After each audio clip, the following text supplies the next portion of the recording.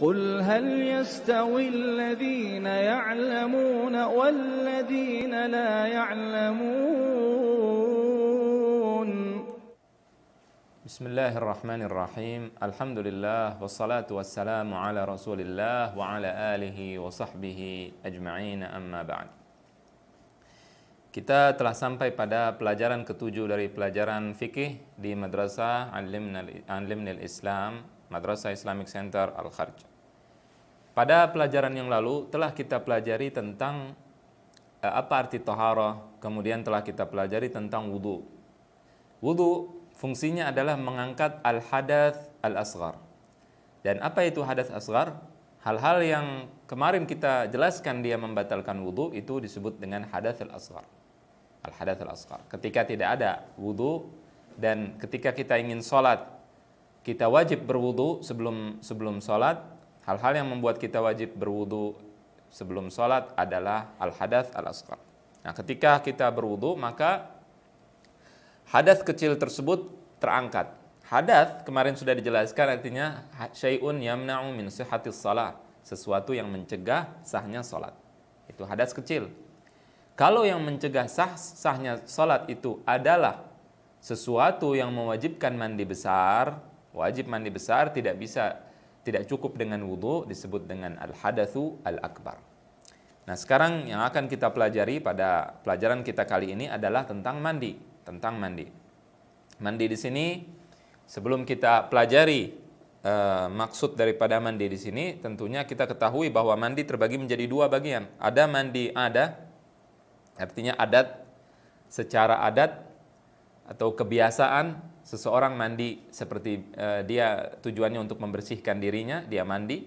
Nah, ini tidak termasuk dalam pembahasan kita karena ini mandi biasa, mandi adat. Kemudian ada lagi mandi ibadah. Mandi ibadah ini yang perlu persyaratan yang akan kita pelajari dan diwajibkan. Hukumnya wajib pada saat-saat tertentu. Nah, ini yang akan kita pelajari. Jadi bukan mandi biasa. Kalau mandi biasa, kita punya keinginan untuk mandi, kemudian kita masuk kamar mandi dan kita mandi, selesai. Itu namanya mandi adah atau kebiasaan. Adapun pembahasan kita kali ini adalah mandi ibadah atau mandi wajib. Mandi yang sering disebut dengan mandi besar. Disebut mandi besar karena dia mengangkat hadath al-akbar atau hadath besar. Allah Ta'ala berfirman, wa in kuntum junuban fattahharu. Wa in kuntum junuban fattahharu. Kalau kalian dalam keadaan junub, maka bersucilah, mandilah. Ya, di sini artinya mandilah.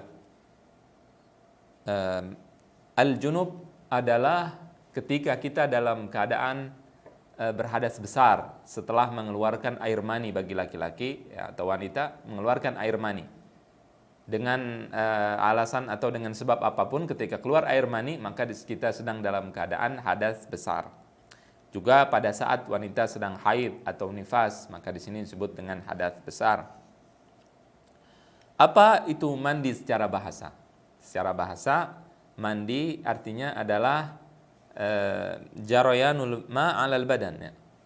Air mengenai seluruh tubuh, mengenai tubuh, itu disebut dengan mandi. Itu secara bahasa. Adapun secara istilah adalah jarayanul ma' 'alal badan biniyatin makhsusah, yaitu air mengenai seluruh badan dengan niat tertentu. Jadi ada niat tertentu yang khusus, yaitu niat mandi besar, niat mengangkat al-hadath al-akbar. Apa saja hal-hal yang mewajibkan seseorang muslim atau muslimah untuk mandi besar? Apa saja? Ada 6 hal yang mewajibkan seseorang untuk mandi besar. Ya, 6 hal ini terbagi menjadi 2. Ada hal-hal yang berkaitan dengan wanita, yang khusus bagi wanita saja, dan ada yang sama antara laki-laki dengan wanita. Kurang lebih ada 6. Seorang ulama mengatakan mujibuhu al-maniyu hina yakhruju wal mautu wal kamratu haitsu tulaju farjan walau mayitan bila i'adah wal haid wan nifasu wal wiladah. Jadi yang mewajibkan mandi adalah al-mani, keluarnya mani. Keluar mani. Keluar mani itu bagaimana? baik karena mimpi atau karena berhubungan suami istri, atau yang halal atau tidak halal. Ya, tentunya hubungannya tidak boleh haram, tapi kita bicara hukumnya. Ketika keluar air mani maka di sini wajib mandi. Mimpi atau dia mengeluarkan air mani dengan sengaja atau tidak dengan sengaja, intinya keluar air mani maka wajib mandi. Ini bagi laki-laki dan wanita. Ini yang pertama. Kemudian yang kedua adalah bersetubuh. Ya, di sini disebutkan bersetubuh walaupun tidak keluar air mani. Bersetubuh walaupun tidak keluar air mani, maka di sini wajib untuk mandi besar. Kemudian al-maut atau meninggal, seseorang meninggal, baik wanita ataupun laki-laki. Di sini maka dari tiga hal ini wajib laki-laki dan wanita untuk mandi. Tentunya kalau meninggal dimandikan, bukan mandi sendiri. Kalau mandi sendiri nanti orang yang melihat akan kabur karena sudah meninggal. Bagaimana dia bisa mandi sendiri? Tentunya akan dimandikan.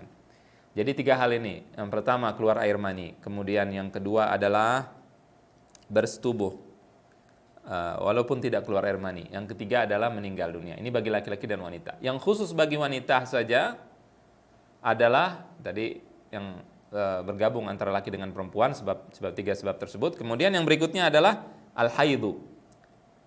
Haid, darah haid.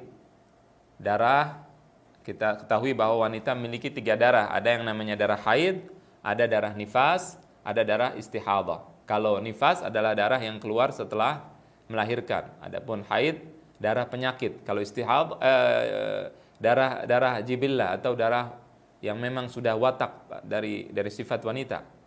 Kalau darah istihadah, darah penyakit. Jadi yang haid kalau sudah berhenti bagi wanita wajib mandi. Ini yang pertama, khusus buat wanita. Kemudian nifas. Nifas artinya darah yang keluar setelah melahirkan.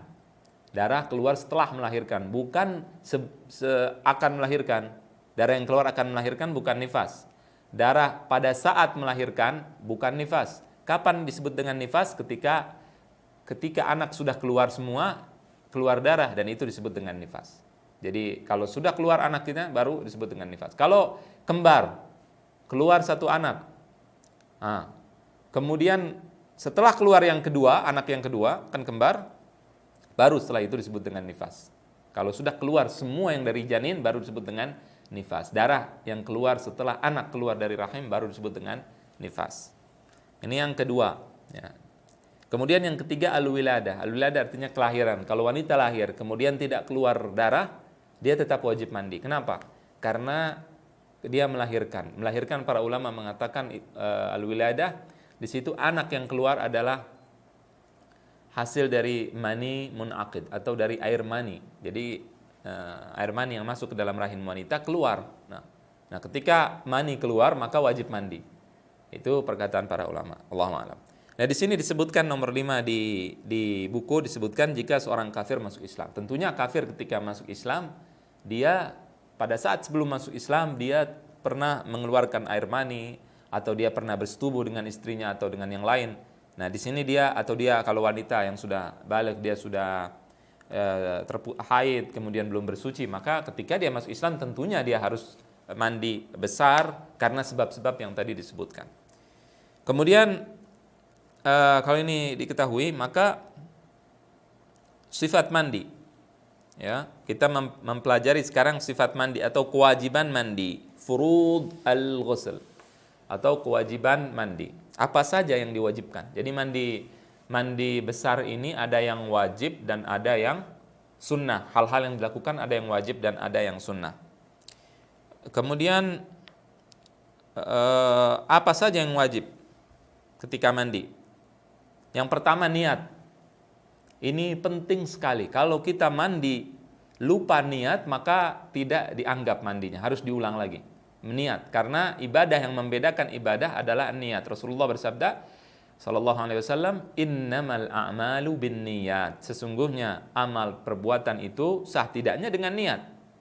Nah, ini yang penting untuk dimengerti. Jadi yang membedakan antara mandi ibadah dengan mandi kebiasaan kita adalah niat. Jadi kalau saya setelah berhubungan atau setelah keluar air mani, setelah haid saya mandi seperti biasa, ya, ini tidak dianggap kalau tidak niat atau kita lupa untuk niat. Yang pertama adalah niat. Niatnya apa? Niat mengangkat hadas besar atau niat mandi besar, ya, niat mengangkat hadas besar. Kalau wudu niatnya mengangkat hadas kecil, ini mengangkat hadas besar. Kemudian membasuh seluruh badan, ya, membasuh seluruh badan.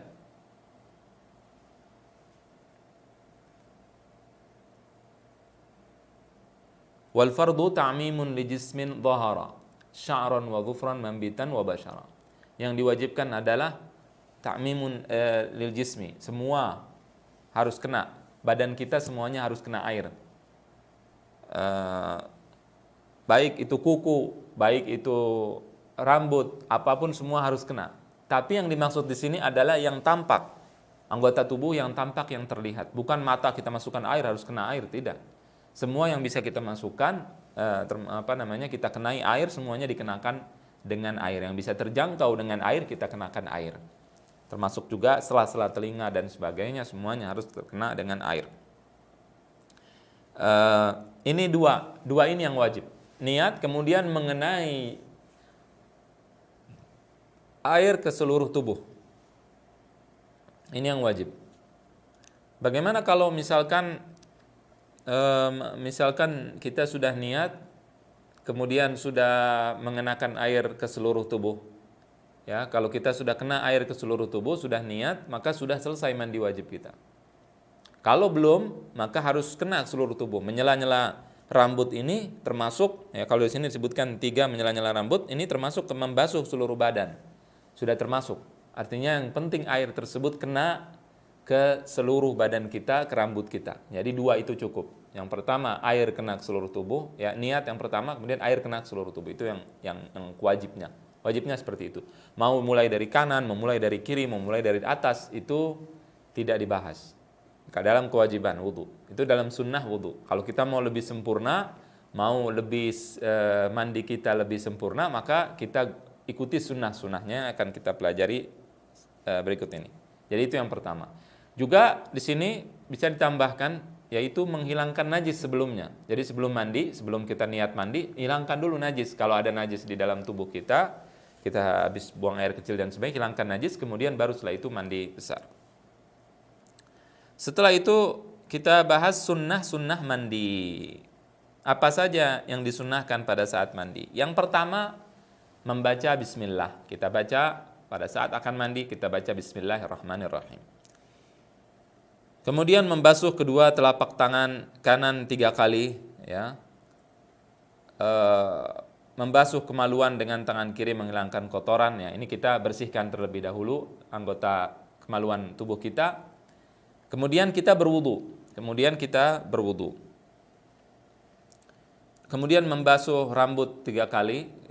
Kemudian membasuh seluruh badan, dimulai dari yang kanan kemudian yang kiri. Kita basuh yang kanan, kemudian basuh sebelah kiri. Jadi kanan dulu 3 kali, kiri 3 kali, baru seluruh tubuh 3 kali. Itu sunnah. Ya, berwudu sebelumnya juga. Kemudian juga pada saat kita mandi ada lipatan-lipatan di dalam tubuh kita. Ya, jadi ketika ada lipatan-lipatan di dalam tubuh, artinya lipatan di dalam tubuh itu maksudnya misalkan di daerah-daerah yang tidak kena air, kalau tidak disentuh, tidak kena air. Maka di sini disunnahkan kita untuk menyentuhnya dengan untuk membasuhnya, menyentuhnya. Nah, itu disunnahkan.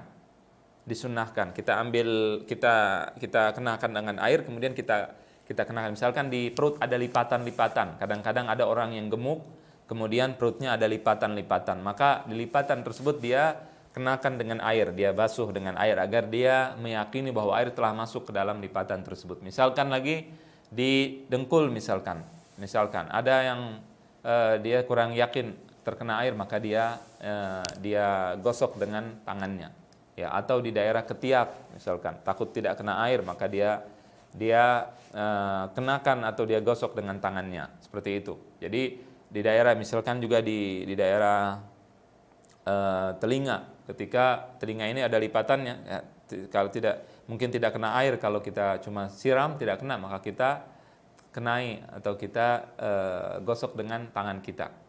Dan begitu seterusnya di dalam tubuh kita yang kelihatannya sulit terkena dengan air, maka di sini kita usahakan untuk kita kenakan air di situ. Nah, jadi ini adalah hal-hal yang disunnahkan pada saat mandi besar. Ya. Nah, kemudian setelah itu nanti akan kita bahas insyaallah ta'ala tentang hal-hal yang diwajibkan bersuci. Jadi kita akan bahas sekarang hal-hal yang bersuci yang diwajibkan bersuci, amalan-amalan, ibadah-ibadah yang diwajibkan bersuci pada saat hadas kecil. Pada saat hadas kecil kita disunnahkan atau diwajibkan untuk mengangkat hadas kecil tersebut jika kita ingin melakukan ibadah tadi. Apa ibadah tersebut? Ada 4. Yang pertama adalah salat. Kemudian yang kedua adalah tawaf di Ka'bah. Tawaf perlu untuk mengangkat hadas kecil. Kita bicara hadas kecil. Hadas kecil yaitu yang mewajibkan wudu. Nanti kita akan bahas setelah ini hal-hal yang mewajibkan bersuci dari hadas besar. Sekarang kita bahas hal-hal yang menyebabkan kita bersuci dari hadas kecil yang harus kita lakukan kalau mau ibadah. Ibadah ini harus memerlukan wudu, memerlukan toharoh atau mengangkat hadas kecil yang ada di dalam tubuh kita harus angkat. Kalau kita mau sholat, kalau kita mau tawaf, kalau kita mau menyentuh mushaf atau membawa mushaf Al-Quran. Jadi menyentuh, membawa, kemudian sholat di sholat atau tawaf di Ka'bah itu wajib dalam keadaan berwudu. Ya, sholat, kemudian tawaf di Ka'bah, kemudian menyentuh mushaf, kemudian membawa mushaf. Insyaallah nanti pada pelajaran selanjutnya akan kita jelaskan apa yang dimaksud dengan mushaf, ya, apa yang dimaksud dengan membawa, kapan dilarang membawa mushaf kalau tidak ada wudu, kapan menyentuh yang dilarang, akan dijelaskan insyaallah pada pelajaran berikutnya. Mudah-mudahan jelas dan semoga bermanfaat. Demikian wa sallallahu wasallam wa baraka ala nabiyyina wa habibina wa syafi'ina Muhammad wa ala alihi wa sahbihi ajma'in. قل هل يستوي الذين يعلمون والذين لا يعلمون